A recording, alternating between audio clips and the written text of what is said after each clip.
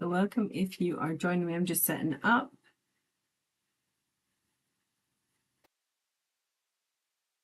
If you have specific topic areas you would like me to cover, then please do let me know. Oh, one, two, four, five.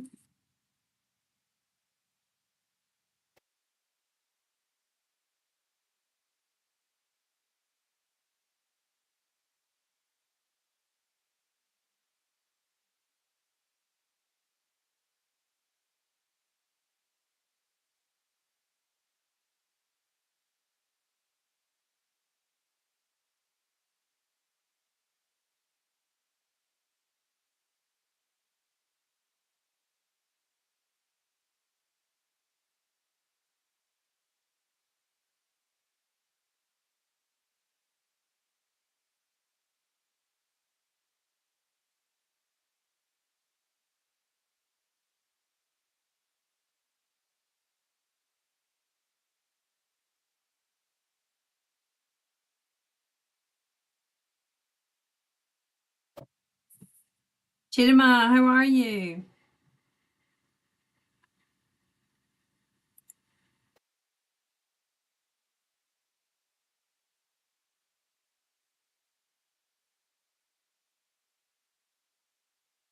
Good, thank you. I am good.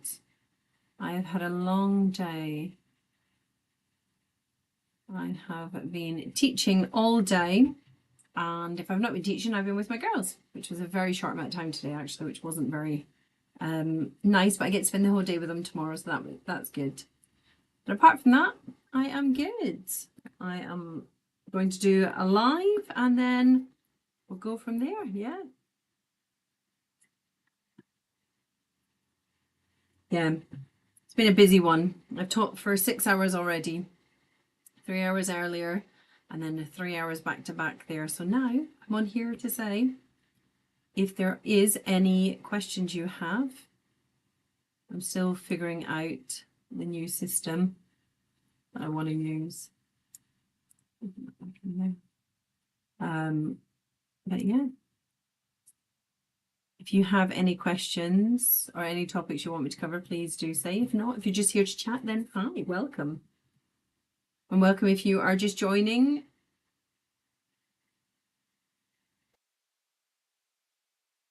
Do a shout out. Really? Why would I do that, James? Hi, how are you? I did just see your name pop up. I was just about to make a comment. How are things? Where are you now? What are you doing?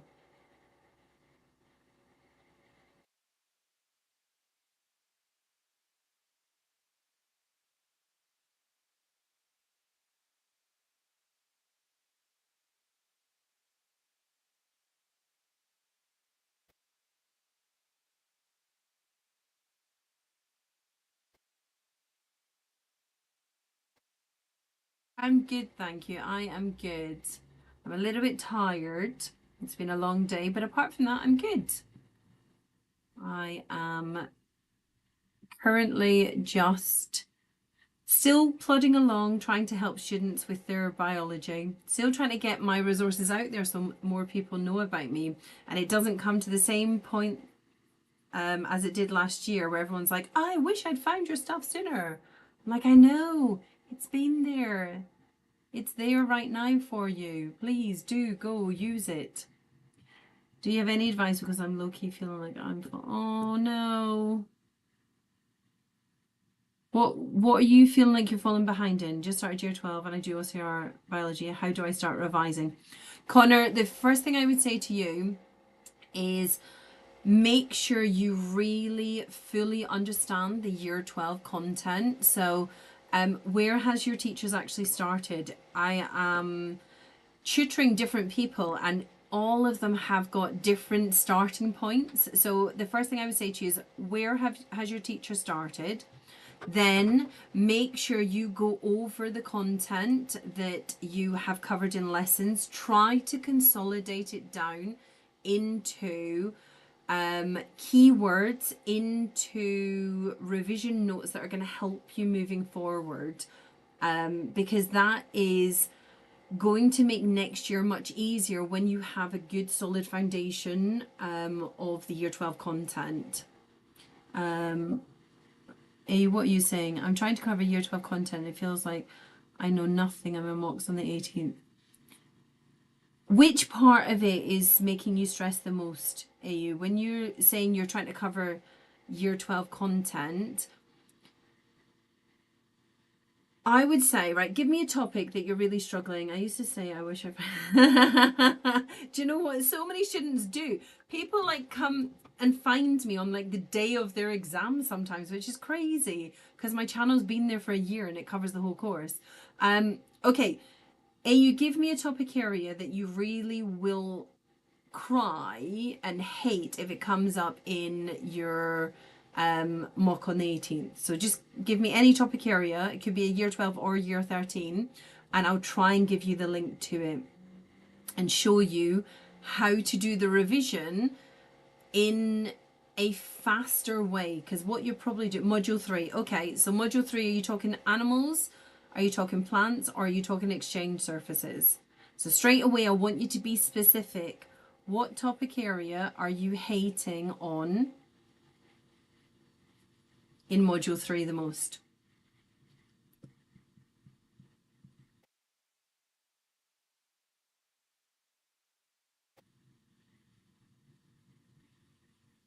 The heart. Do I think the Corbido book is helpful? Yeah, I would say the Corbido book is actually helpful because it gives you a starting point. There's lots of information there to read from, but what I would say is, right, so you said module 3, you said the heart. So I am going to just open up 1 second my exchange surfaces study guide. So I actually have a study guide out there on the module 3 and I've brought together the exchange surfaces and the animal responses into one booklet.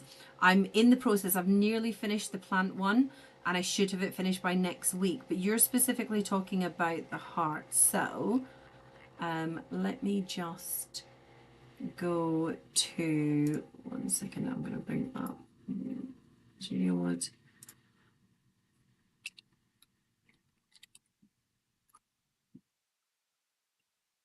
I am currently on the other place displaying stuff, so give me 1 second whilst I bring up what I want to. I'll show you what I mean by the study guide. Yes, let's go this one. Okay, so I'm gonna have to position this so that it's actually visible. Give me 1 second, I'm just sorting up my screen so I can display it to you.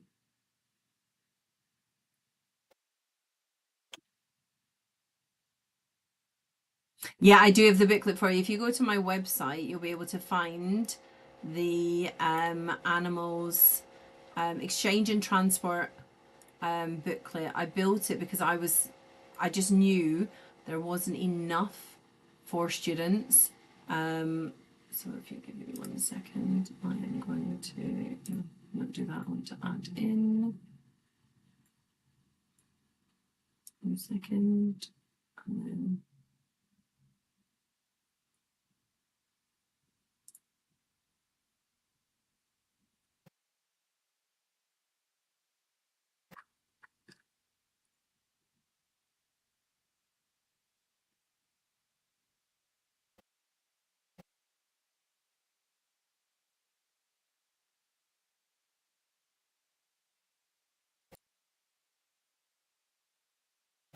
So give me 1 second. I'm just setting up so I can bring me in.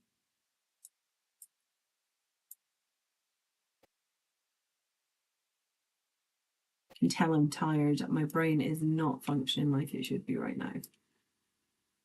Okay, if I switch across there. Right. Okay, so what you can see now is my study guide. So if you are on my other channel, you'll be able to see this as I go through and look at it. So what have we got then? We have got in the study guide, it goes all the way through the exchange surfaces, all the way to what's happening with the dissociation. But you said specifically the heart. So what I've done with the heart is I've linked it with the cardiac cycle along with the structure of the heart. So as you can see here, we've got the heart on the outside, and I've also got pictures showing you in the inside. So one of the things I would say to you whenever I am looking at the heart, I always try to think about what's going on and link it together. So you can see here, it's got all the different structures for you to use and to look at, and it goes into your insects and fish. There we go. Perfect. You can now see it. So yeah, so it goes all the way to fish. It goes on to exchange surfaces in fish, the insects. But with regards to the heart, so down here you can see I've got my heart structure. And so it's got all the different named chambers and vessels that lead into it. And it talks through what's going on and what's happening. So I always think about the heart in a way, it's like a box. And so when I look at it as being a box, I think of my top chambers and my bottom chambers and how that is going to have an effect. So if I'm thinking about this and my heart is going to go boom, boom, boom, boom, boom, boom, it's important to note that the top chambers, my atria, are going to contract, my ventricles are then going to contract afterwards. So there has to be a delay. So I always start with my AV, atria ventricular. So A at the top, atrium, V at the bottom, ventricle. So when I'm doing GCSE, this is the first thing I would do, is get them used to the fact that your atria is at the top, your ventricles at the bottom. So you're going to squeeze the blood. And when you squeeze that blood from the atria going down into the ventricle, it's going to go down and then it's going to go out from the ventricle, out through the arteries, through the aortic artery, and out through the pulmonary artery. So you've got to remember which side. And I'm all about the alphabet, remembering that it's the A to L on the left hand side. And you have to remember when you're doing this as well. I'm like looking around me for a piece of paper. Actually, let me use, okay, I'll randomly pick up this book, A Philosophy of Software Design. But when you pick up the picture of the heart, you've got to remember that this is going to be in front of you. So when you look at the picture, you're looking at it inverted. So remember it as you pick it up, which side is your left side. I always have to do my L, left side compared to my right side. So if I understand that, then I can use that to help me. So I love using my alphabet to guide me on this. So I've got my left ventricle, my left atrium, so my left atrium, my left ventricle, and that's going to come out from my aorta. So it's important that I know that my left side, A to L, I therefore have blood will go into the left atrium down across the atrioventricular valve. So luckily for you guys, they just want you to call it the atrioventricular valve, but we used to always talk about the bicuspid and tricuspid valves, and sometimes they throw that in there for you to know. Bicuspid 2, tricuspid 3. 3 parts of the valve or 2 parts of the valve. So the key thing is the A to L part of the alphabet, left atrium, bicuspid valve, left ventricle, aorta, then off to the body. That's all the way up to my head, out to my fingertips, down to my toes. Then the blood is going to have exchange occurring at the capillaries, and then it needs to come back into the right side of the heart because it's a double circulatory system. And so therefore you want to remember it's going from the right atrium to the right ventricle, but to get into the heart is come in via the vein, the vena cava. So again, that's my A to L left side, M to Z on the right side. So the vena cava is in the alphabet on that side. Right atrium, right ventricle, then it's going to leave from the pulmonary artery. So I use the alphabet. The one that you'll notice doesn't follow suit is the pulmonary vein, because that one goes in to the left atrium. So whenever I'm doing my revision, that's what I do. I start with using that knowledge, but you've got to remember that it's all interlinked. The fact that you're talking about the contractions, what causes the contractions, the sinoatrial node. So that is available to buy and purchase on my website if you are looking for the revision guide that will talk you all the way through from exchange surfaces about how cells get bigger right the way until that end point. Do I know any TikTokers who cover AQA, A-level biology lives? So Miss Eastrick does one. I believe she's the only one I've seen for AQA specifically on TikTok, but it could just be that it doesn't come up. Olivia Does Biology also does it. A lot of my content overlaps. I mean, I tutor quite a lot of AQA students, but I've specifically made my resources for OCR because there wasn't very much out there. Oh, thank you. Please do have a look and see if it is something that you are interested in. When I made that booklet, I say booklet, study guide, when I made the study guide, I did it slightly different to all my other study guides that I've put out there, because how it works for me and how I do my, not studying, because I'm not studying it anymore, I'm just revising it, but whenever I'm teaching it, I teach it in a way that interconnects them. And so I decided I would actually make the booklet about how I teach, so hopefully it should flow like a story that's telling you how it's all interlinked. For example, when you do the electrocardiogram, when you're doing your ECG traces and you're looking at those, actually understanding where that's coming in the cardiac cycle, what's happening with that depolarization spreading across the atria, causing the atria to contract at the same time. So when I did the contract, when I did that, what is causing that first initial contraction is because of your sinoatrial node. So it's important that you have that part of it and you can see why the traces are slightly different.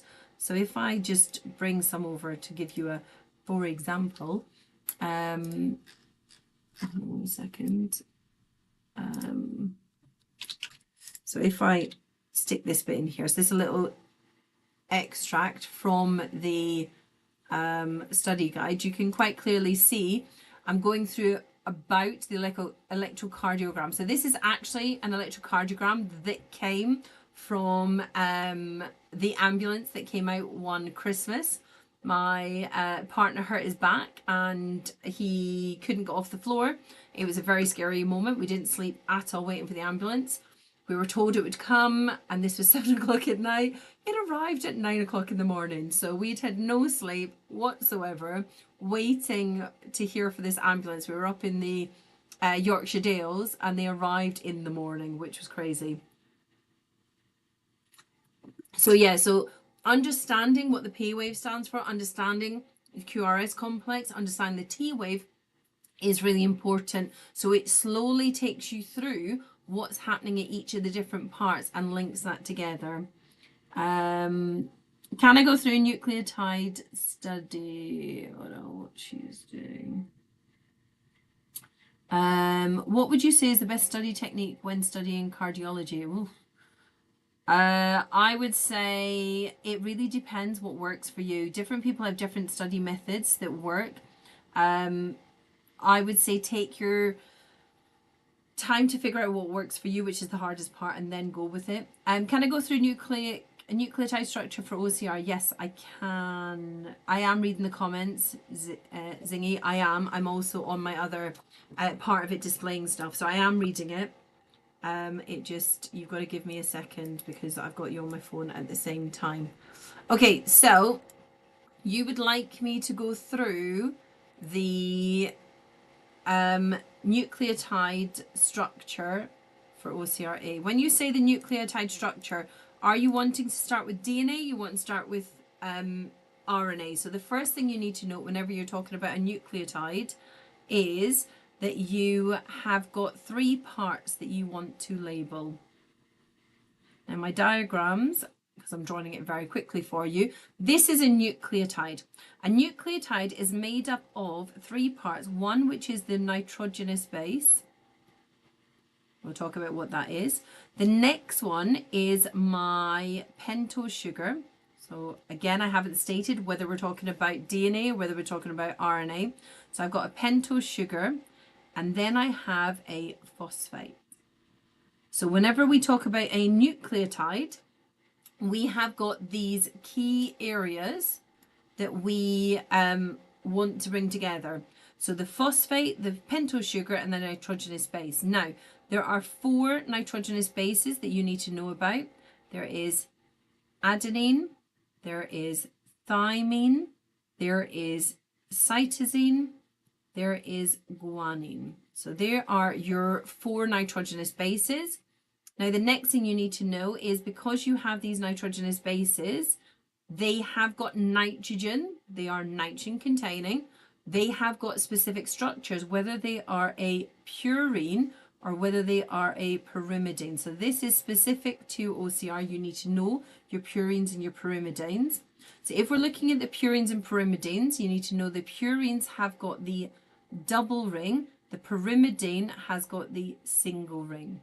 How do I know which one's which? Well, I look for my Y's. As I said before, when I was doing the heart, I use the alphabet. I also use the alphabet when I am doing other revision like this, where I'm looking at my nitrogenous bases. So thymine has got a Y, cytosine has got a Y, therefore they are both pyrimidines and they have got a single ring.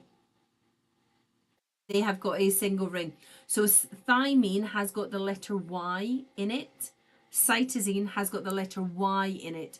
Pyrimidine has got the letter Y in it. Therefore, for me, I've found a way that I can connect them together. So that is my revision technique, where I can chunk things together if I find similarities between them. So that's how I know which ones are my pyrimidines. And I know that my pyrimidines are single rings, my purines are double rings. So because adenine and guanine don't have a Y in them, they are my purines. And my other thing to help me remember, purine has got a U in it, double also has a U in it. So whenever I'm doing my revision, I will use that kind of technique to help me support the knowledge that I need to have. Does that make sense? That answer your question as to what I mean by has a Y in it?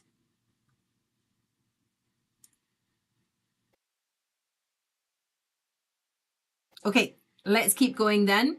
So I've talked about these nitrogenous bases. I've talked about the adenine, the thymine, cytosine, guanine, whether it's a purine, whether it's pyrimidine, and I'll show you a picture. Again, I do also have a study guide on nucleic acids and nucleotides. So if you are looking for a condensed study guide to help you, but with detail that takes you to help to make it understandable, then please do check that one out. Aisha, I'll come back to standard deviation in a minute. Let me finish the nucleotide and nucleic acid structure, and then I'll come back to that in a second. Now, I want to just confirm, I said I had a pentose sugar, but I didn't say whether it was a DNA or whether it was RNA. However, I have now specified which one it is because I've said it's got a thymine. So the fact that I've said it's got a thymine tells me that this has to be a deoxyribose.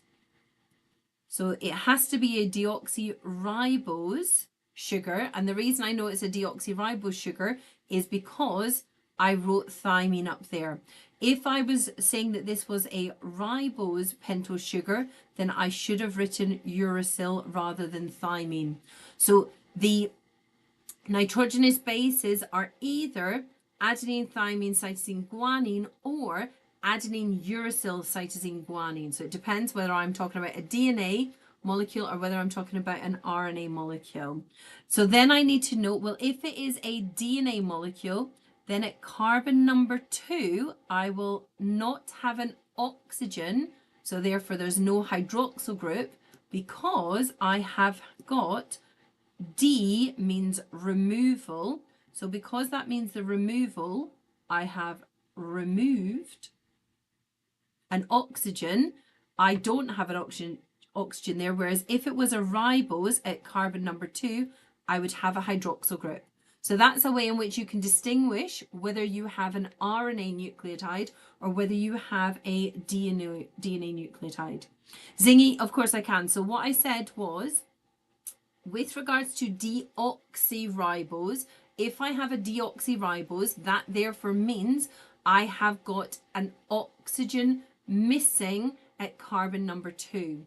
If it's a ribose sugar, then there is a hydroxyl group, an oxygen and a hydrogen at carbon number 2. So it's a deoxy, D removal, it has lost its oxygen. There is no oxygen present at carbon number 2. If it is a DNA molecule.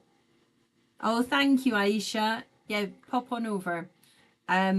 Then the other thing to note is the phosphate. So if we're looking at a DNA nucleotide, if we're looking at RNA nucleotide, we're looking at each of them having a phosphate.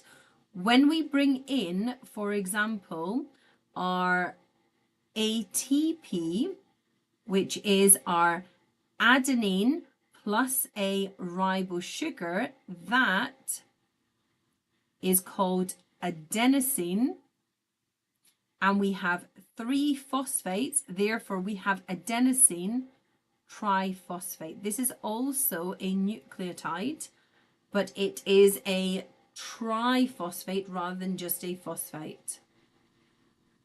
So I hope that helps in answering that question. Right, we're going to talk about standard deviation. So again, it's like I'm plugging myself tonight. I do have a study guide on the module 1 content, which is about the developing the skills which are needed for the practical side of things. But if we talk about, because you've asked about standard deviation, let me just bring this in. So if we do standard deviation to start with, what is standard deviation? So let's see if I can get that. There we go. Right, so we're going to go to standard deviation. So if we're talking about standard deviation, what we're talking about is the spread of our data. So whenever we do any type of calculations, whenever we are doing any type of investigation, we want to repeat the results. So we want to repeat our results so that we can actually be able to identify if there's any anomalous results, so that we can calculate a mean and also our standard deviation. Now, ideally, you want 5 repeats. So you want to have 5 repeats. If you have 5 repeats, you therefore are able to calculate the standard deviation. Now, OCR are a bit lenient on this. They allow you to say you can do it with 3 repeats. However, it doesn't necessarily mean that you will miss it. Yes, I am. I'm live on both screens right now.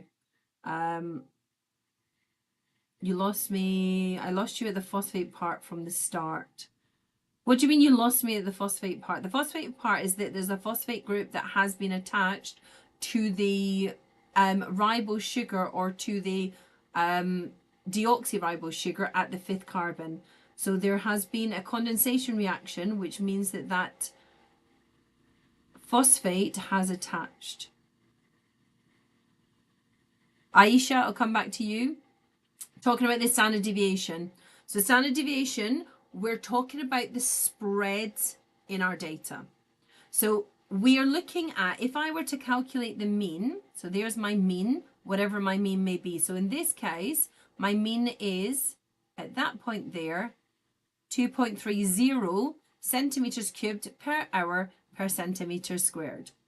So if I have got a mean which is 2.3 centimeters cubed per hour per centimeter squared, what is my standard deviation? So what is the variability in my data? So if I go up one standard deviation, so I have +1 standard deviation or -1 standard deviation, I can see here that my standard deviation is 0.16. So I'm saying 68% of my data falls within 1 standard deviation plus or minus. So therefore, I'm saying I've got 2.30 is my mean, but if I go up, I need to add on 0.16. If I go down, I'm going to minus 0.16. So although I'm saying that's my mean, the variability in my data is 0.16. So I'm going up and down 0.16, and 68% of my data falls within that range. I shouldn't really use the word range, falls within that standard deviation.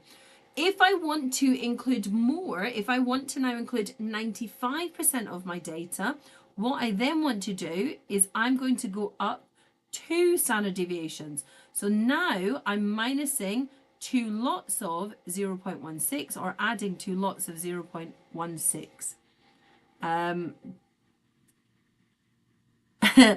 Currently, Zingy, I am not officially diagnosed. I'm unofficially diagnosed on the waiting list to be diagnosed, but I'm self-diagnosed because absolutely 100% I am neurodivergent.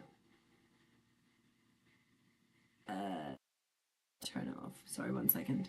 If so, what tests are you carried out for it? Have I carried out for it? I've just done the initial test, to be honest, at the moment. The waiting list for the next tests. Yes, I went through the GP and then I went through the next assessment and then I've been put on the next waiting list. So I'm on that waiting list. To be honest, it doesn't really change anything. It helps me by I'm able to understand why sometimes I do things the way that I do things. The fact that I can jump around very much and then bring myself back is something that I'm aware that I need to do. I need to stop myself being distracted so much. But at the same time, it means that I can understand when I fumble and I make mistakes, and I can let myself off when it becomes a bit, I don't know, soul destroying, I'd say. When you're like, I know I'm intelligent, I know I can do something. Why is it I'm struggling with this? And so, yeah, it's although I'm still waiting on the waiting list to be officially diagnosed, I am finding my own skills and coping mechanisms to help me. I didn't realize I had it and I masked for so much of my life. It only actually became apparent to me when my eldest was about to start school and I started looking into things for girls. And when I realized what they said for girls, I started to go, oh, hold on, that was me, that's me, that's me, that's me, oh yeah, and that's me. And then I was like, and me and my partner joke, and he's like, well, that's why we work and why we're together, because we're both neurodivergent. But it's definitely been a big learning curve, and I've been teaching for over 20 years and I didn't know a lot of the things about ADHD, about autism that I know now, having experienced it firsthand with my children and myself.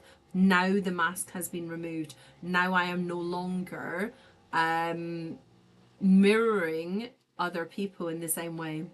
So it's a very different experience for me, but it's something that I want to take the stigma away from. I say it very openly to anyone who's joined me and been a part of my sessions that I do here, because actually I know I've got flaws, I know I've got some weaknesses, but that's not going to stop me, and it's never stopped me.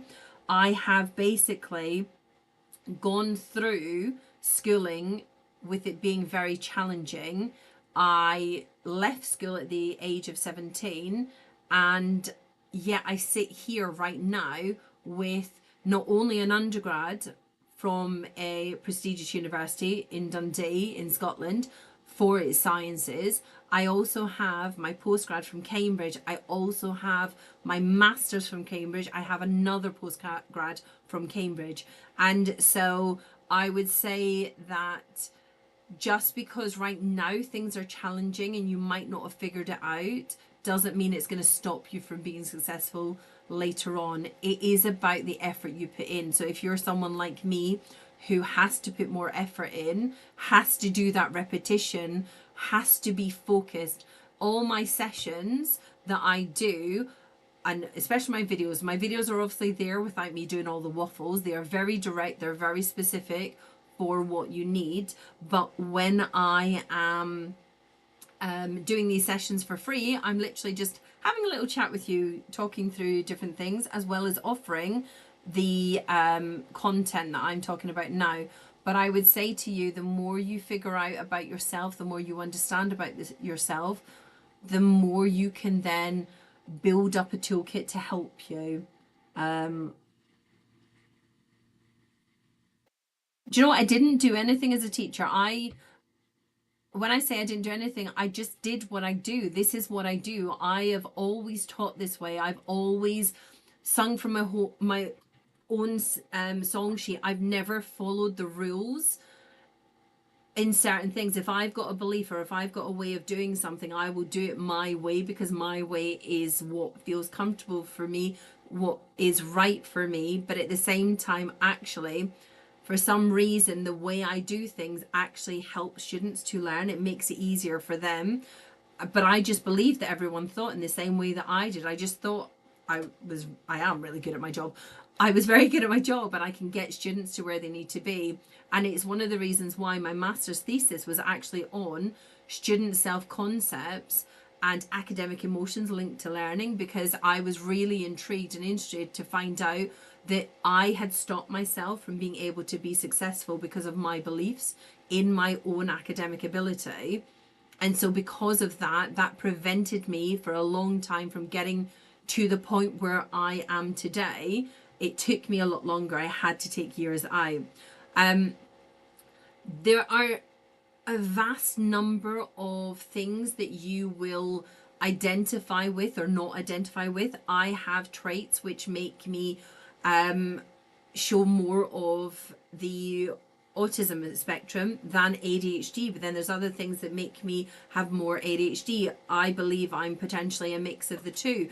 And the reason being is there's certain things that I will do that I am really strict on certain rules, but then at other times I will absolutely risk take and won't do what is needed because it's what makes me feel comfortable. So there is no one diagnosis tool. That's why you have to go through all the different stages.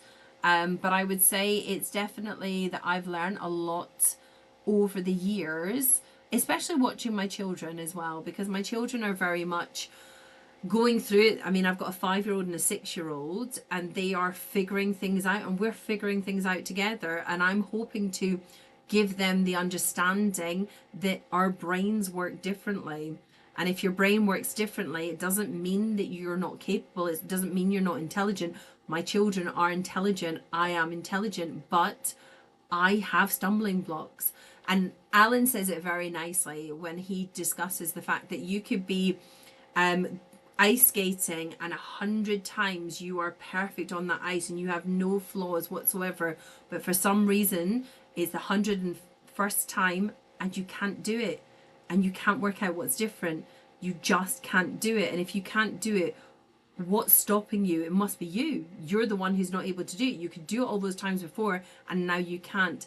And it's those stumbling blocks that you come up against that makes you start to doubt your own ability. And it's not, you're just having a bad day. You're just having a moment where the neural pathways are not firing in the same way that they did before. And it's accepting that and going, okay, that doesn't define me. That was just, I was having that moment. The other thing to note as well is sometimes you have these times when I'm full of energy. And if you see me when I'm teaching, when I'm doing this, I'm like, la, la, la, la, la. I've got so much energy going. And then there'll be other times when I just have what we call spoons. I have no spoons left. I have nothing to give. I'm so drained. I don't even want to talk to you. Don't even try and speak to me. I will grunt at you because the amount of effort it takes to even formulate words is too hard. And being open and honest about that and understanding that and knowing it and having someone who accepts me for that and being able to accept myself for that as well is a real big part of being able to grow from it. So it's not that being neurodivergent defines me, but what it does do is it allows me to understand where my limitations are. It allows me to say it's okay that I haven't actually moved the washing from the washing machine into the tumble dryer or hung it up or put it away for like 5 days. My house is a mess. Okay, my house is a mess, but I get overwhelmed by that. The house becomes a mess. What do I do? It's so much.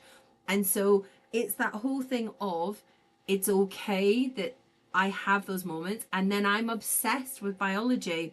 I never don't think about biology. How could I use that to help me study better for my STEM subjects? So one of the things that I was literally just about to go into that. I love biology. I've always loved biology. And so therefore I have a little bit of a fixation on biology or biological processes. And so I would say one of the things that's my strengths is that I am studying and working on stuff that I love. And so I want to learn more and I want to do more, and I can become fixated and go down this rabbit hole of, oh, tell me more, give me more. I have the luxury, okay? I have the luxury that I've done my exams. I've got my degree. I've got my postgrad. I've got my master's. I don't have to sit those exams. And so for me, that is good. I don't have to do that. I can live my passion, my interest. I can do what I do best, is that I find some things out and I do it. Now, flip side of that, if you give me something that I do not like, that I cannot do, or that I struggle with, like maths, right? I'm doing this standard deviation side of things. The amount of effort I put into my sessions that I do with my students, not these one-to-ones, these live sessions that I do for free, I'm doing them for free because I want to help as many students as I can, but I have to earn a living. So I obviously plan my lessons, which are my one-to-ones, my group tuitions. They are where I devote my time and my study guides that I'm building.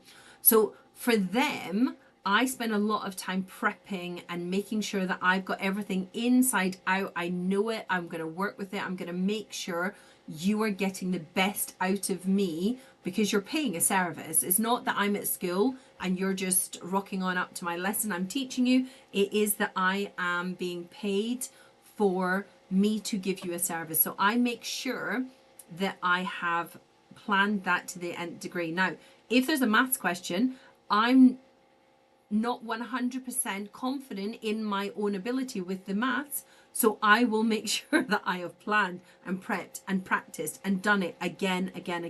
So going back to your question about how could you use that to help you study better? One, put limitations on how long you can go down a rabbit hole for subjects that you are really, really interested in.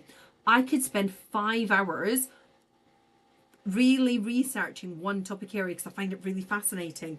But that, although it's 5 hours, that's really well spent, that I've widened my horizons, I've learnt new things, I've like gone down this avenue that's amazing. I never thought of it. Is it relevant to my study? Is it relevant to what I'm doing right now?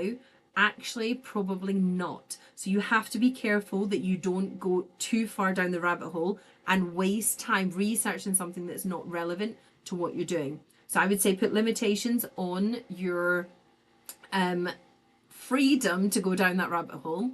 I'd also say try and work through. So for me, I can bullet point things and I can draw things. I never thought I was creative, but since I've been learning how to do more illustrations and stuff, I realize I am creative. I just do things really quickly. So my diagrams as I draw them are shocking. But if I spend the time and I have the time to make the diagrams, they can look quite pretty.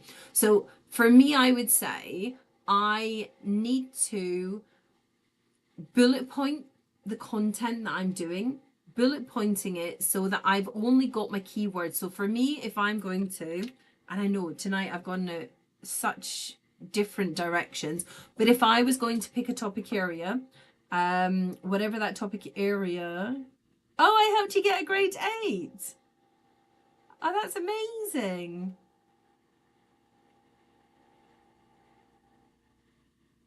Angelo, how did I help you get a grade 8? Because I've not been teaching GCSE. I'm coming back to GCSE, but I haven't been teaching GCSE for such a long time.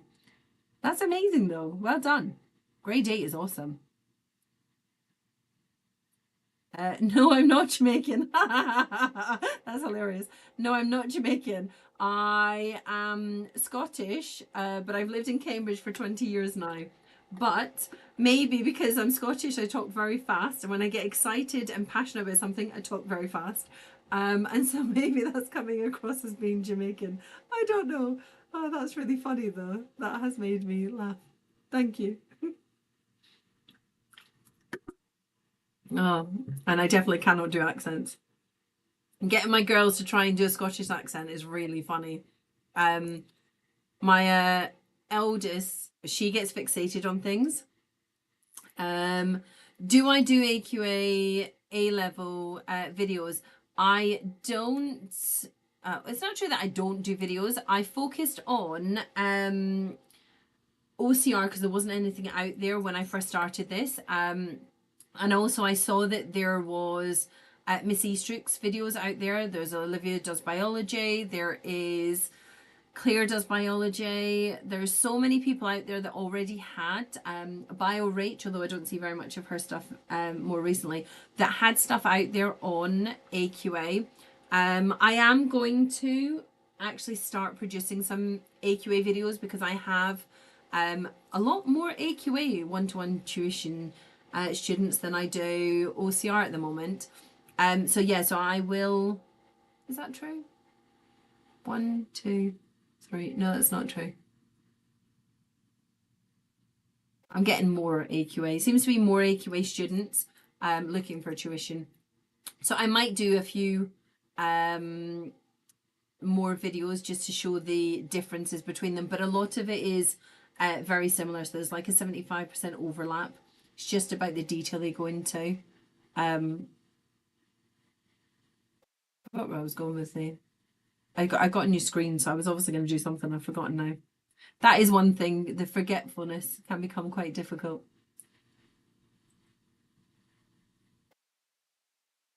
But going back to what else would I do? Oh yeah, I was talking about bullet pointing it. So if I picked Zingy, you mentioned about nucleotides and nucleic acids. So if I were to take a nucleotide and nucleic acid, and that would be the one that I'm going to look at, what I would say to you is I'd say, right, okay, so if we're doing nucleotides. Well, the other thing as well, I would say to you, if you are anything like me, is my writing is atrocious. I know it's atrocious, especially when I'm trying to do things really quickly. And so therefore, I would say if I was sitting the exam, because I know, one, my spelling isn't great. I know, two, that I rush. It is so hard as an examiner to read your answer sometimes. So if you can take your time, if you know you've got bad writing, it will help you. So nucleotides, if I was going to do nucleotides, I would start, okay, let's do DNA and let's do RNA. So I would start by bullet pointing it. So very much a nucleotide. If I'm doing DNA, and actually I'm not going to do nucleotides, I'm going to do nucleic acids. Nucleic acids. So if I want to do this, bullet point it down. What's the important thing? I want to talk about my double helix. I want to talk about the so double helix, anti-parallel, I want to talk about the thymine. I'm going to write here because that's the only one. And then I'm going to put A, G, and C there to remind me. I'm going to talk about phosphodiester bonds. Diester bonds. What else am I going to do? Double helix, antiparallel, templates. And then if I do RNA, then if I change color, I would say, what am I going to talk about? Well, and know that this is single-stranded. I know that this is short. I know that this has uracil instead of thymine, but still has adenine, guanine, and cytosine. It still has phosphodiester bonds. Diester bonds. And it is only going to copy one template strand. So I would kind of do that where I'd write little bullet points to help me to figure out what it is that I am trying to put out there for my topic area. So that's nucleic acid. So now if I take it a step further, and now if I were to go, let's go DNA replication then. So if I go DNA replication, again, I would try and bullet point it down. So I can either draw the diagrams, which helps me to remember what's going on. So I would draw a little diagram to myself that has the double helix. And then I would then make little notes to myself that says, okay, what do I want to talk about? Well, I've got helicase. I've got DNA polymerase.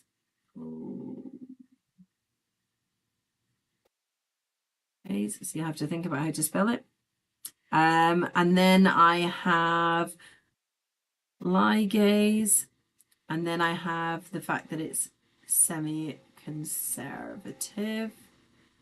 I want to put in here free nucleotides. I want to put in here hydrogen bonds. Right, do I need anything else? Helicase. Helicase is going to unzip, and then what I'd do is I'd say, right, what's the next thing? Helicase, H bonds broken. DNA polymerase, phosphodiester bonds formed. Ligase, Okazaki fragments. Okazaki fragments. So what I'm doing right now is I'm just writing little words, but those little words are my trigger words to help me to remember. Semi-conservative, what do I mean by semi-conservative? What I mean is I have one molecule of DNA is going to have one original, one new strand. Free nucleotides. I'm going to put here complementary base pairs. Complementary base pairs. And then hydrogen bonds between, I'm going to write here, nitrogenous bases. And then I'm going to write a little note to myself, A to T, G to C, and I'm going to draw that with 3 and 2. So that would be my way of starting to do a little bit of revision, trying to eliminate all the extra bump, the extra words that I don't need, and only honing it down to what are the key words, and then how do I expand on that? What's the ifs, the buts, and the ands I can add? Do I teach AQA? Yes, I do. Guys, I am going to actually finish the live stream now because it is 10 o'clock. So thank you if you have been joining me. Thank you for watching. And please do keep liking, sharing my resources. I'm going to try and make